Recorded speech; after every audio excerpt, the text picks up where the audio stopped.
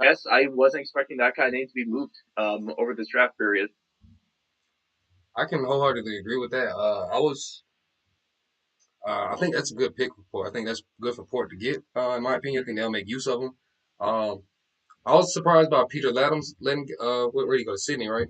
I was Yep. surprised by that. I think that's a good pickup for y'all. Um, and then myself, just with the whole Liam Jones retirement, I want to see what Lewis Young will do.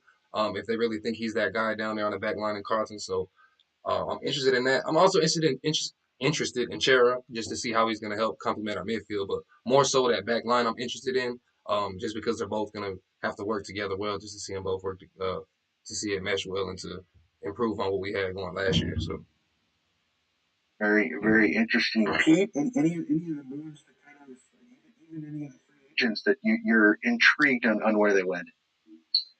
Yeah, it's quite interesting. I sort of, as a whole, I think a lot of the trading was quite interesting.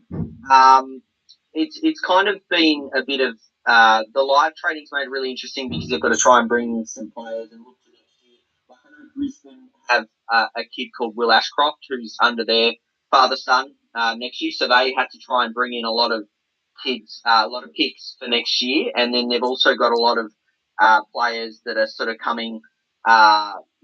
This year they've brought in the three players and they've had to get more picks next year. Where Collingwood, for example, had to get the picks in this year for Dacos. So I think that a lot of those kind of moves have been really, really beneficial. Like trying to get the picks in that players can potentially, go to clubs they want in exchange for picks, and then they on trade it to those who have this whole academy system with bidding and everything like that. So for me, I think that the the more tactical side around everything was the thing that really interested me. Obviously, Turo